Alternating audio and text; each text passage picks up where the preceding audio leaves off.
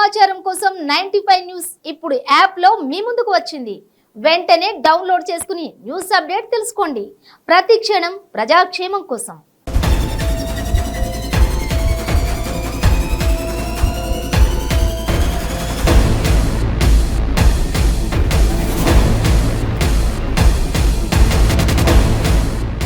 Viewers, మీ చుట్టూ జరుగుతున్న పరిస్థితులను గమనిస్తున్నారా?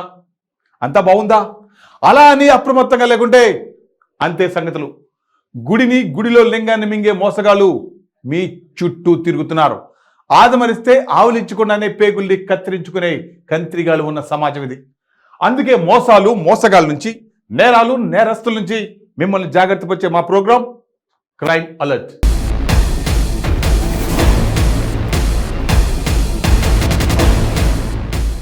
సోషల్ మీడియా వచ్చాక అన్ని చిటికలు నేర్చేసుకుంటున్నారు. కొందరు మంచిని తెలుసుకుంటే మరికొందరు చెడు వైపు అడుగులేస్తున్నారు. కొంతమందిని చూసి అనిపిస్తుంది, అరే ఇలాంటి కంత్రి ఐడియాలు వీళ్ళకి ఎలా వచ్చాయా అని. పక్కా క్రిమినల్ ఆలోచనలు. ఓ వ్యక్తి తనలాంటి పోలికలు ఉండే మరో వ్యక్తిని వెతికి పట్టుకున్నాడు. అతనితో చిన్నగా స్నేహం చేశాడు. ఆ తర్వాత అతన్ని చంపి బాడీని తగలబెట్టాడు. చనిపోయింది తానే అని అందరినీ నమ్మించాడు. ఇదంతా ఎందుకో తెలుసా? ఇన్సూరెన్స్ డబ్బు కొట్టేసేందుకు ఇంత పర్ఫెక్ట్ స్కెచ్ వేశాడు. అతను ఒక ప్రభుత్వ ఉద్యోగి. నెలకు 1,00,000 జీతం తీసుకుంటూ ఇంత ప్లాన్ వేశాడు. అంత సక్సెస్ అయిందనుకున్నాడు. బట్ కాకిల్కి ఎక్కడో చిన్న అనుమానం. ఇన్వెస్టిగేషన్ మొదలుపెట్టిన పోలీసులకు అసలు విషయం తెలిసాక మైండ్ బ్లాక్ అయింది. చనిపోయాడు అనుకున్న వ్యక్తి బతికి ఉన్నాడని తెలిసింది. తీగ లాగితే డొంకంతా కదిలింది.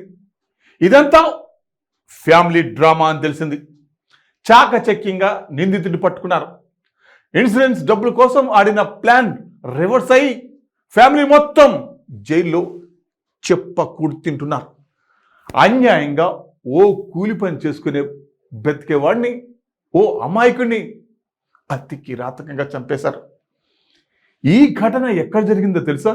ప్రమాదవశాత్తు తాను చనిపోయినట్లు లోకాన్ని నమ్మించగలిగితే వచ్చే భీమా సొమ్ముతో అప్పులని తీర్చేసి మిగతా డబ్బుతో హాయిగా ఉండొచ్చునని ప్రభుత్వ ఉద్యోగి పాతులోతు ధర్మ కలలు కన్నాడు. తనను పోలిన వ్యక్తిని కారులో ఉంచి దహనం చేస్తే తానే చనిపోయినట్లు అందరినీ నమ్మించవచ్చునని తలపోశాడు.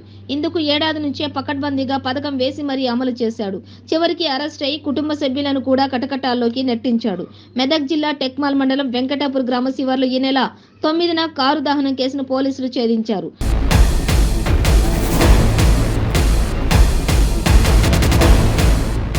బుధవారం కేసు వివరాలను ఎస్పీ రోహిణి ప్రియదర్శిని వెల్లడించారు. వెంకటాపూర్ పరిధిలోని భీమ్లా తండాకు చెందిన ప్రభుత్వ ఉద్యోగి పాతులోతు ధర్మ హైదరాబాద్లోని కూకట్పల్లిలో నివాసం ఉంటున్నాడు. 2018లో ధర్మ షేర్ మార్కెట్, స్టాక్ మార్కెట్లలో పెట్టుబడులు పెట్టాడు. తొలుత లాభాలు వచ్చినా రాను భారీగా నష్టపోయాడు. ఆ తర్వాత చిట్ ఫండ్ కంపెనీల్లో చిట్టీలు వేస్తూ వచ్చిన సొమ్మును మళ్లీ షేర్ మార్కెట్లో పెట్టి నష్టపోయాడు. చివరికి 85 లక్షల వరకు అప్పులు మిగిలాయి. వాటిని తీర్చేందుకు కుటుంబ సభ్యులతో చర్చించాడు. తనలాగే ఉన్న ఓ వ్యక్తిని హత్య చేసి తానే చనిపోయినట్లుగా అందరినీ నమ్మిస్తే అనంతరం వచ్చే బీమా సొమ్ముతో ఆర్థిక ఇబ్బంది నుంచి బయటపడవచ్చునని పథకం వేశాడు. 2022లో తన పేరిట 7.4 కోట్ల విలువైన 25 బీమా పాలసీలను తీసుకున్నాడు. పథకంలో భాగంగా నవంబర్లో నాంపల్లి మెట్రో స్టేషన్ వద్ద తనలాగే ఉన్న అంజయ్య అనే వ్యక్తిని గుర్తించి అతడితో టచ్లో ఉన్నాడు. ఇక డిసెంబర్లో సెకండ్ హ్యాండ్ కారు కొన్నాడు. నెలకు 15,000 నుంచి 20,000 వరకు జీతం ఇస్తానని చెప్పి అంజయ్యను డ్రైవర్గా మాట్లాడుకున్నాడు. ఈ నెల 7న నిజామాబాద్లో పని ఉందని చెప్పి అంజయ్యను వెంట తీసుకెళ్లాడు. మార్గ మధ్యంలో అంజయ్యను చంపాలనుకున్న మద్యం మత్తులో ఉన్నట్లు గుర్తించి హత్య చేస్తే బీమా డబ్బులు రావని భావించి మానుకున్నాడు.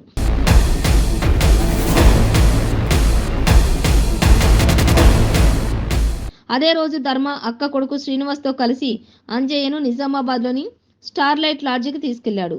రాత్రి అక్కడ బస చేసి మరుసటి రోజు వెళ్దామని అంజయ్యకు వారు చెప్పారు. భోజనం కోసం బయటకు వెళ్లి రమ్మని చెప్పగా అంజయ్య వెళ్లి మళ్లీ తిరిగి రాలేదు. వెంటనే తనను పోలిన వ్యక్తిని గుర్తించేందుకు ధర్మ జనవరి 8న నిజామాబాద్ రైల్వే స్టేషన్కు వెళ్ళాడు. అక్కడ బాబు అనే కూలీని లేబర్ అడ్డా నుంచి బాసరాకు తీసుకువెళ్లి గుండు చేయించాడు. అదే రోజు రాత్రి కారులో శ్రీనివాస్తో కలిసి టెక్మాల్ వెంకటాపురం చెరువు దగ్గరకు తీసుకుని వచ్చారు. బాబును కారు ముందు సీట్లోకి రమ్మనగా అతడు నిరాకరించడంతో కర్ర గొడ్డలతో బాబుపై ఇద్దరు దాడి చేశారు. అక్కడికక్కడే చనిపోవడంతో మృతదేహాన్ని డ్రైవింగ్ సీట్లో కూర్చున్న పొజిషన్లో ఉంచి వెంట తెచ్చుకున్న పెట్రోల్ పోసి కారును తగలబెట్టారు. చనిపోయిన వ్యక్తి ధర్మ అని పోలీసులకు కుటుంబ సభ్యులకు చెప్పారు. అనుమానాస్పదం కేసు నమోదు చేసుకున్న పోలీసులు దర్యాప్తునకు 4 బృందాలను రంగంలోకి దించారు. ధర్మ నిజామాబాద్లో తిరుగుతున్నట్లు సీసీ ఫుటేజీ ద్వారా తెలుసుకున్నారు. మంగళవారం మెదక్కు వస్తూ ధర్మను అదుపులోకి తీసుకుని విచారింపగా నేరాన్ని అంగీకరించాడు. ధర్మతో పాటు అల్లుడు శ్రీనివాస్, భార్య నీల, అక్క సునంద, కొడుకును కూడా అరెస్ట్ చేశారు. నిందితులపై 302, 365, 120B, 201, 202, 212 ఐపీసీ సెక్షన్ కింద కేసు నమోదు చేసి రిమాండ్కు తరలించినట్లు ఎస్పీ వెల్లడించారు. హత్యకు గురైన బాబుకు సంబంధించిన వివరాలు ఇంకా తెలియాల్సి ఉంది.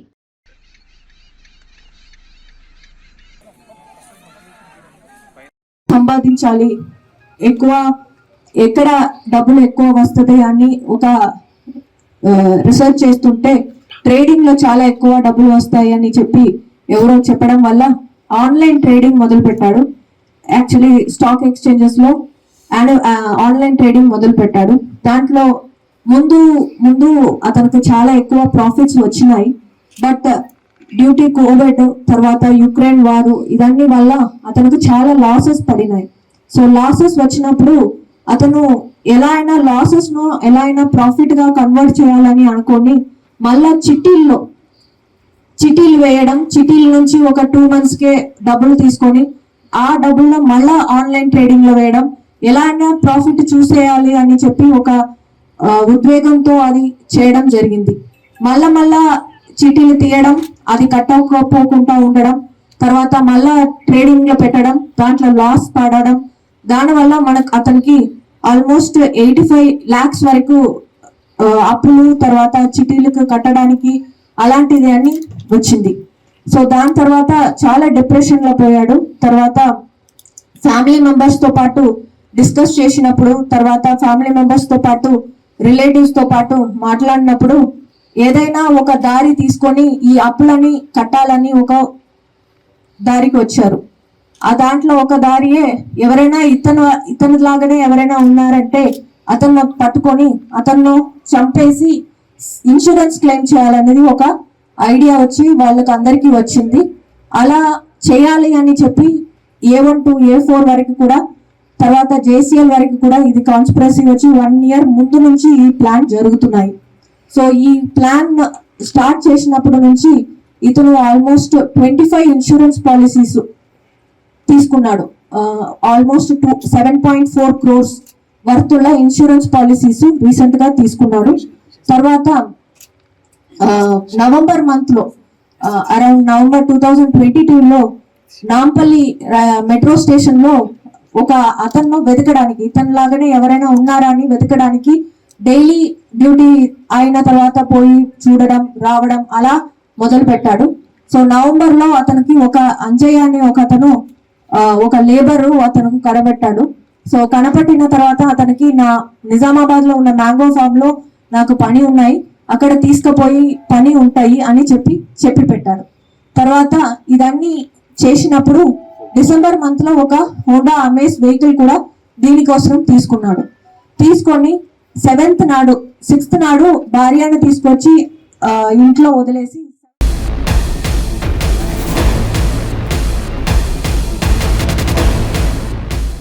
అలవాటు వ్యసనంగా మారొద్దు. దేని మీదైనా సరే ఆశ ఉండాలి, అది కొంతవరకే. కలలు కనాలి, ఆ కలలను నిజం చేసుకోవాలి. అంతేకాని ఆశపడ్డదాన్ని సాధించేందుకు చెడు మార్గాన్ని ఎంచుకోకూడదు. యువకులకు ఆశలు ఎక్కువగా ఉంటాయి, అవి సాధించేందుకు బాగా కష్టపడాలి. కష్టపడి సాధిస్తే అందులో ఉండే కిక్కే వేరు. ఆశపడుతని దానిపై మోజు పెంచుకొని చోరీలు చేస్తూ పోతే ఎప్పుడో ఒకసారి దొరకకపోరు. దొరికినప్పుడు మాత్రం అప్పటి వరకు చేసిన వాటికి పోలీసులు మిమ్మల్ని లెక్క అప్పు చెప్పిందాక ఊరుకోరు. కార్ల మీద ఉన్న మోజుతో ఓ యువకుడు వాటిని పొందడానికి దొంగగా మారాడు. వాటి కోసం పలు చోరీలు చేసి పోలీసులకు పట్టుబడ్డాడు.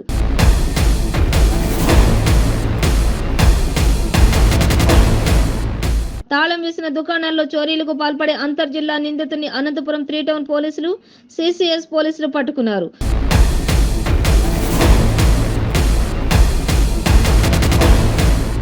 నిందితుడి నుంచి 2 కార్లు, ఎలక్ట్రికల్ ప్రాజెక్టర్లు, సౌండ్ స్పీకర్లు, కంప్యూటర్ సామాగ్రి, ల్యాప్టాప్, సెల్ ఫోన్లు, 17,000 నగదు స్వాధీనం చేసుకున్నారు. వీటి మొత్తం విలువ 11,82,800 అని పోలీసులు తెలిపారు. బల్లారు బైపాస్ వద్ద ఉన్న కార్ డెకర్స్ షాపు రాత్రిపూట షటర్స్ ఓపెన్ చేసి షాపుల్లో ఉండే క్యాషు, అదేవిధంగా సీసీ కెమెరాలకు సంబంధించిన హార్డ్ డిస్క్ అపహరించుకుని పోవడం జరిగింది. దీనికి సంబంధించి సిసిఎస్ డిఎస్పి మహబూబ్ బాషా ప్లస్ 3 టౌన్ సిఐ కత్తి శ్రీనివాసులు, వారి సిబ్బంది అయిన ఎస్ఐ జైపాల్, వలి బాషా మరియు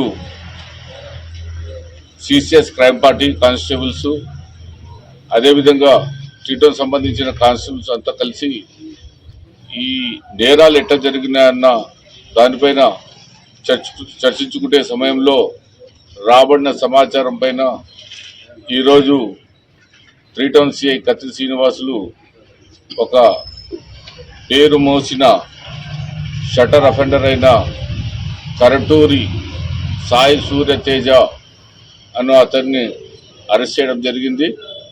ఇతను వచ్చి అంగంపల్లి గ్రామము, ఆత్రేయపురం మండలము, కోనసీమ జిల్లా.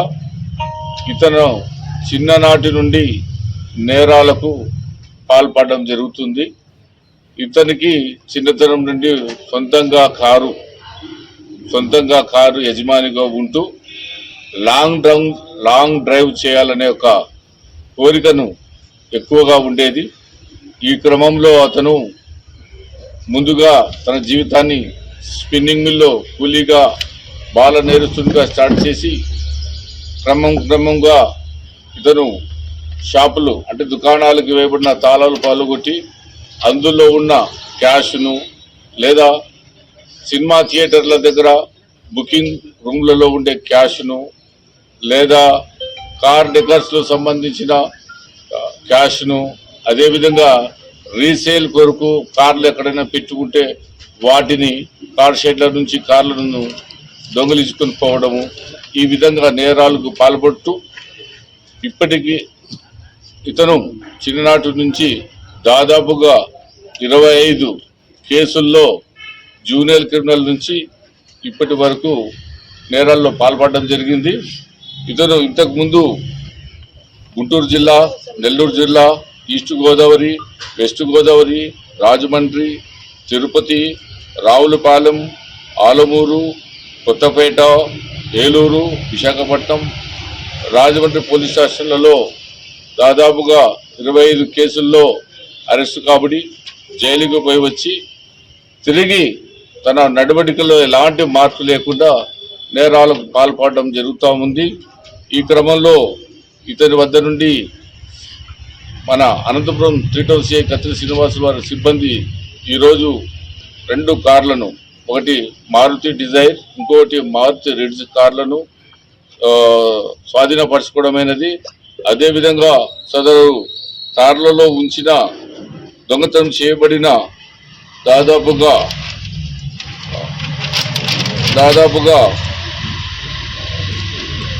Speakers, JBL speakers, woofers, Sony 800 what